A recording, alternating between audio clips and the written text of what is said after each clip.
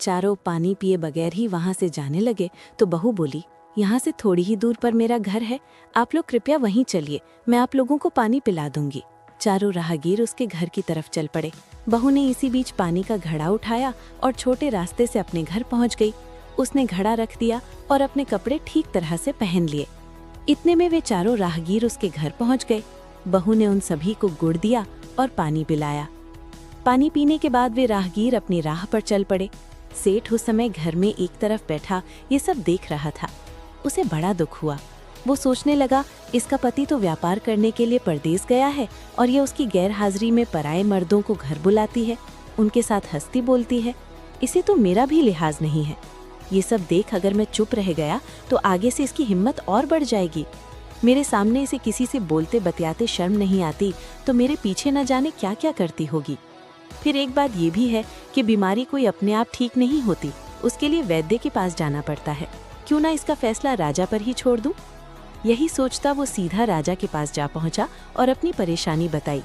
सेठ की सारी बातें सुनकर राजा ने उसी वक्त बहू को बुलाने के लिए सिपाही बुलवा भेजे और उनसे कहा, तुरंत सेठ की बहू को राजसभा में उपस्थित किया जाए।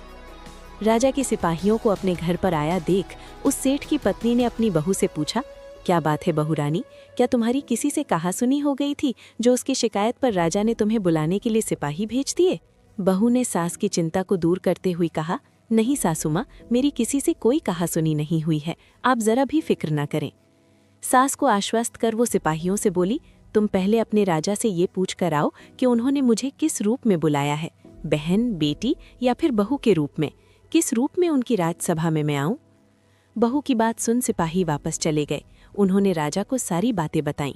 राजा ने तुरंत आदेश दिया कि पालकी लेकर जाओ और कहना कि उसे बहू के रूप में बुलाया गया है। सिपाहियों ने राजा की आज्ञा के अनुसार जाकर सेठ की बहू से कहा, राजा ने आपको बहू के रूप में आने के लिए पालकी भेजी है। बहू उसी समय पालकी में बैठकर राजसभा में जा पहुंची। राजा ने बहू से पूछा, तुम दूसरे पुरुषों को घर क्यों बुला लाई जबकि तुम्हारा पति घर पर नहीं है? बहू बोली, महाराज, मैंने तो केवल कर्तव्य का पालन किया। प्यासे पथिकों को पानी पिलाना कोई अपराध नहीं है, ये हर गृहिणी का कर्तव्य है। जब मैं कुएं पर पानी भरने गई थी तब तन पर मेरे कपड़े अजनबियों के सम्मुख उपस्थित होने के अनुरूप नहीं थे। इसी कारण उन राहगीरों को कुएं पर पानी नहीं पिलाया। उन्हें बड़ी प्यास लगी थी और मैं उन्हें पानी पिलाना चाहती थी, इसीलिए उनसे मैंने मुश्किल प्रश्न पूछे और जब वे उनका उत्तर नहीं दे पाए तो उन्हें घर बुला लाई। घर पहुंचकर ही उन्हें पानी पिलाना उचित था। राजा को बहू की बात ठीक लगी। राजा को उन प्रश्नों के बारे में जानने की बड़ी उत्सुकता थी जो बहू ने चारों राहगीरों से पूछे।